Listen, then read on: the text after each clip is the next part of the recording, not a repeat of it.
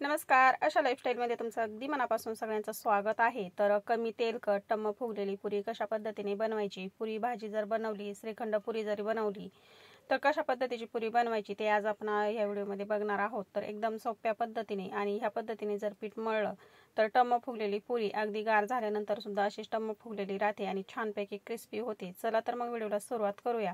आपण एकदम सोप्या पद्धतीने इथे पुरीचं पीठ भिजवलेलं आहे. तर एकदम मस्त क्रिस्पी अशी पुरी तयार होते. अजिबातही तेलकट होत नाही. आपण पिठामध्ये जर ह्या जिन्नस घातल्या तर पुरी आपली खूप छान अशी टम्म फुगलेली गार झाल्यानंतर अशीच राहते आणि खायला देखील खूप छान लागते. चला तर मग व्हिडिओला सुरुवात करूया. व्हिडिओ पूर्ण नक्की बघा आणि तुम्हाला व्हिडिओ आवडला तर व्हिडिओला लाईक करा, शेअर करा. तर आपण एक भांडं घेतलंय, त्याच्यामध्ये आपण सगळ्यात अगोदर गव्हाचं पीठ घेतलंय. तर गव्हाचं पीठ इथे मी दाबून कप असा भरून घेतलेला आहे.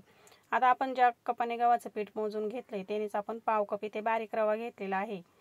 गव्हाच्या पाव कप आपल्याला बारीक रवा घ्यायचा आहे. 1 टेबलस्पून इथे आपण डाळीचं पीठ घेतलेलं आहे, बेसन पीठ घेतलेलं आहे आणि याच्यामध्ये आपण अर्धा चमचा चवीप्रमाणे मीठ घालून घेतलंय. छोटा 1 चमचा भरून आपण याच्यामध्ये पिठी साखर घालून घेऊया आणि सर्व जिन्नस छानपैकी एकत्र करून घेऊ. तर एकत्र करून झालं की आता आपल्याला याच्यामध्ये तेल घालून घ्यायचंय. तर मी कडकडीत असं तेल गरम करून घेतलंय आणि 2 टेबलस्पून आपण याच्यामध्ये तेल घालून घेऊया. आपल्याला जर कोणताही पदार्थ खुसखुशीत जर करायचा असेल तर त्याच्यामध्ये आपल्याला कडकडीत असं तेलाचं मौन घालून घ्यायचं, म्हणजे पदार्थ खूप छान असा खुसखुशीत तयार होतो. आणि आपल्याला कुठला पदार्थ जर मऊ बनवायचा असेल तर आपल्याला त्याच्यामध्ये थंड तेल घालून घ्यायचं. तर आता तेल घालून घेतल्यानंतर सुरुवातीला चमच्याने एकत्र करून घेतलं आणि हाताने व्यवस्थित असं आपण एकत्र करून घेतले. पिठावरती रव्यावरती आपण संपूर्ण व्यवस्थित असं तेल चोळून घेतलं, म्हणजे पुरी आपली छानपैकी खुसखुशीत तयार होईल. आता याच्यामध्ये आपल्याला थोडं थोडं करत पाणी घालून घ्यायचं आणि घट्टसर आपल्याला हे पीठ मळून घ्यायचंय. तर आपण याच्यामध्ये पाव कप रवा घालून घेतला, 1 टेबलस्पून बेसन पीठ घालून घेतलंय. बेसन पीठ घातल्यानंतर पुरी छान अशी खमंग तयार होते आणि आपण याच्यामध्ये बारीक रवा घालून घेतलाय. तर त्याने खुसखुशीत पुरी आपली तयार होते. आपण याच्यामध्ये 1 चमचा भरून पिठी साखर घालून घेतली. पिठी साखरेने पुरीला खूप छान अशी चकाकी येते आणि रंग खूप छान येतो आणि थंड झाल्यानंतर गार झाल्यानंतर सुद्धा पुरी आपली टम्म फुगलेली राहते, तशीच्या तशीच राहते. पिठामध्ये आपण थोडं थोडं करत पाणी घालून घट्टसर असं पीठ मळून घेतलंय. तुम्ही बघू शकता पुरीला ज्यावेळेस आपण पीठ मळून घेतो त्यावेळेस असं घट्टसर पीठ आपल्याला मळून घ्यायचं आणि ज्यावेळेस आपण चपातीला मळून घेतो त्यावेळेस आपण पातळ पीठ भिजवून घेतो. तर बघा पीठ असं घट्टसर मळून झालेलं आहे. आता आपण थोडंसं वरतून तेल टाकून घेऊया आणि पीठ एकदा पुन्हा तेलावरती मळून घेऊया. अशा पद्धतीने घट्टसर पीठ भिजवून घ्यायचं आपल्याला, म्हणजे पुरीवरती आपल्याला कोरडं पीठ लावायची गरज येत नाही आणि तेल चोळायची गरज येत नाही. खूप छान अशी पुरी आपली तयार होते. आणि हे पीठ आपल्याला अर्ध्या तासासाठी असं भिजवू द्यायचं. याच्यामध्ये आपण रवा जो घातलाय तो छानपैकी असा फुलून येतो. आता याच्यावरती आपण झाकण ठेवूया आणि हे पीठ असंच अर्धा तास भिजून देऊया. तर बघा अर्धा तासानंतर पीठ आपलं छानपैकी ते भिजलेलं आहे आणि तुम्हाला मी दाखवते पिठावरती छान अशी जाळी पडलेली आहे. तर बघा अशा पद्धतीने आणि याच्यामध्ये रवा देखील छान असा भिजलेला आहे. अर्धा तास ठेवायचे आणि जरी तुम्हाला अर्धा तास वेळ नसेल तर 20-1 मिनिटं तरी हे पीठ असंच भिजत ठेवा. छान भिजलं की पुरी खूप छान होते. आता पीठ आपण पोळपाटावरती पुन्हा एकदा मळून घेऊया. हे पीठ मी अर्धा तास भिजवून घेतलं. खूप छान असं मऊसूत आपलं पीठ इथे तयार झालेलं आहे. आता पोळपाटावरती आपण पुन्हा एकदा हे पीठ मळून घेतले. आता आपण याच्या लाट्या बनवून ठेवूया. आपल्याला पुरीच्या आकार एवढा या पिठाचा गोळा करून घ्यायचा आणि त्याची आपण आता पिठाचे सगळ्या याच्या आपण लाट्या तयार करून ठेवूया, म्हणजे अगदी सोप्या पद्धतीने आपल्याला पुऱ्या पटपट लाटता येतील. तर आता बघा अशा पद्धतीने आपण उंडा तयार करून घेऊया. याचा अगदी छोटासा पुरीच्या आकार एवढा आणि पिठावरती अजिबात कुठेही रवा दिसत नाही.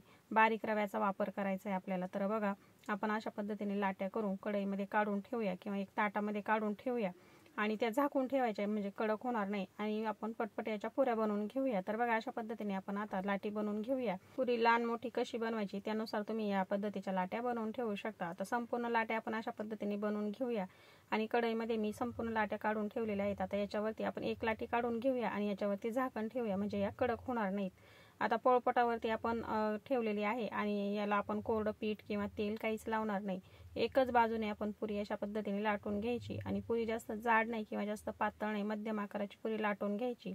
आणि तुम्ही बघू शकता मस्त गोल आकारामध्ये अशी आपली पुरी आपण इथे लाटून घेतलेली आहे. अजिबात कुठे चिरटलेली नाही आणि खूप पातळ करायची नाही किंवा खूप जाडही ठेवायची नाही. बघा अशा पद्धतीने इथे मी पुरी लाटून घेतलेली आहे. छान गोल आकारामध्ये आपण मस्त अशी पुरी इथे लाटून घेतली. आता एक ताटामध्ये काढून घेऊया आणि दुसरी पुरी देखील आपण आता ह्याच पद्धतीने लाटून घेऊया. आपण एकच बाजूने पुरी लाटून घेतलेली आहे, दोन्ही बाजूने आपण पुरी पलटी केलेली नाही. तुम्ही बघितलं असेल एकाच साईडने आपल्याला पुरी लाटून घ्यायची. याच्यावरती मी कोरडं पीठही लावलेलं नाही किंवा तेलाचा हात सुद्धा लावला नाही. तुम्हाला जर वाटलं चिकटतंय तर तुम्ही तेलाचा हात सुद्धा लावू शकता किंवा थोडंसं पीठ याच्यावरती लावू शकता, पण मी अजिबात पीठ लावलेलं नाही किंवा तेलही लावलेलं नाही.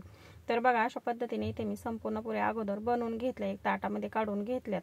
अशा बनवून ठेवायच्या आणि याच्यावरती एखादा कपडा टाकून ठेवायचा, जास्त प्रमाणात जर असेल तर ओला कपडा करायचा, चांगला पिळून घ्यायचा आणि पुऱ्यांवरती घालून घ्यायचा, म्हणजे पुऱ्या कडक होत नाहीत एक बाजूकडून. मस्त एक आकाराच्या, एकसारख्या गोल आकाराच्या आपल्या पुऱ्या इथे बनवून झाल्यात. आता आपल्याला या तळून घ्यायच्या आहेत. तर गॅसवरती मी तेल गरम करून घेतलेलं आहे. तेल गरम झालं की गॅस इथे मी मध्यम केलाय आणि मध्यम गॅसवरती आपण छानपैकी आता या पुऱ्या दोन्ही साईडनी तळून घेऊया. तुम्ही बघू शकता आपण तेलामध्ये पुरी सोडली आणि ती टम्म फुगून लगेच वरती आली. अशा पद्धतीने आपण दोन्ही साईडने आता आणि कडा दाबून घ्यायच्या आहेत. कडा कच्च्या राहतात तर कडे आपल्याला झाऱ्याने दाबून घ्यायच्या आणि छानपैकी तळून घ्यायच्या. आणि तुम्ही पुरीचा कलर बघू शकता, मस्त टम्म फुगलेली पुरी आणि कलर बघू शकता, खूप छान असा कलर आलाय. आपण दुसरी पुरी देखील तेलामध्ये सोडून घेतली आणि ती सुद्धा अगदी मस्त अशी टम्म फुगलेली आहे. एक बाजू 10 सेकंद आणि दुसरी बाजू 10 सेकंद अशी पुरी आपल्याला तळून घ्यायची. खूप जास्त वेळ लागत नाही आणि खूप जास्त वेळ तेलामध्ये ठेवायची पण नाही. झाऱ्याने अशा कडा आपण पलटी करून घ्यायच्या, कानुडी करून घ्यायची पुरी आणि अशा पद्धतीने कडा देखील आपल्याला छानपैकी तळून घ्यायचे. तर दुसरी पुरी देखील मी तळून घेतली आणि तिचा रंग सुद्धा तुम्ही बघू शकता. आपण याच्यामध्ये पिठी साखर घालून घेतली तर पिठी साखरेने पुरीला खूप छान अशी चकाकी येते आणि मस्त टम्म फुगलेली पुरी आपली इथे तयार झाली. तर बघा अशा पद्धतीने पुरी बनवून घ्यायची. तर अशीच राहते ही, थंड झाल्यानंतर सुद्धा ही पुरी अशीच राहते, टम्म फुगलेलीच राहते. आता संपूर्ण पुरी आपण ह्याच पद्धतीने तळून घेऊया. पुरी खूप जाड लाटायची नाही किंवा खूप जास्त पातळ ठेवायची नाही. आणि तुम्ही बघू शकता जी पुरी आपण तेलामध्ये सोडली ती अगदी मस्त अशी फुलून आलेली आहे आणि खूप छान असा रंग आलेला आहे पुऱ्यांवरती. तर मस्त असं टम्म फुगलेली खुसखुशीत पुरी खायला खूप छान लागते. श्रीखंडाबरोबर पुरी भाजी जर बनवली तर त्याच्यासोबत तुम्ही अशा पद्धतीच्या पुऱ्या बनवू शकता. आणि कडा व्यवस्थित अशा आपल्याला पुरी गोल गोल फिरवत कडा आपल्याला तळून घ्यायच्या आहेत. तर कड्या कच्च्या राहता कामा नये. तर बघा मी मस्त अशा पुऱ्या आता संपूर्ण ह्याच पद्धतीने तळून घेते आणि जी पुरी आपण तेलामध्ये सोडली ती अगदी मस्त अशी फुलून आलेली आहे. तर एकसारख्या एक आकाराच्या आपण इथे पुऱ्या बनवून घेतलेल्या आहेत.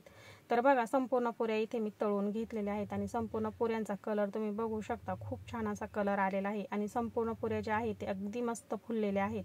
एकावरती एक जरी ठेवल्या तरी पण त्या अशाच फुललेल्याच राहतील आणि गार झाल्यानंतर सुद्धा अशाच राहतील. अगदी मस्त अशा भन्नाट पुऱ्या आपल्या इथे तयार झालेल्या आहेत आणि अजिबात तेलकट झालेले नाही. तुम्ही बघू शकता आतून कुठेही अजिबात असा तेलकटपणा पुरीवरती दिसत नाही. तर गुढीपाडव्याला तुम्ही सुद्धा या पद्धतीने पुरी नक्की बनवून बघा. आजचा हा व्हिडिओ तुम्हाला कसा वाटला मला कमेंटमध्ये नक्की सांगा. तुम्हाला जर हा व्हिडिओ आवडला असेल तर व्हिडिओला एक लाईक नक्की करा. आशा लाईफस्टाईल चॅनलवरती जर तुम्ही नवीन असाल तर प्लीज चॅनल सबस्क्राईब करायला विसरू नका. वेळात वेळ काढून व्हिडिओ बघितल्याबद्दल अगदी मनापासून धन्यवाद.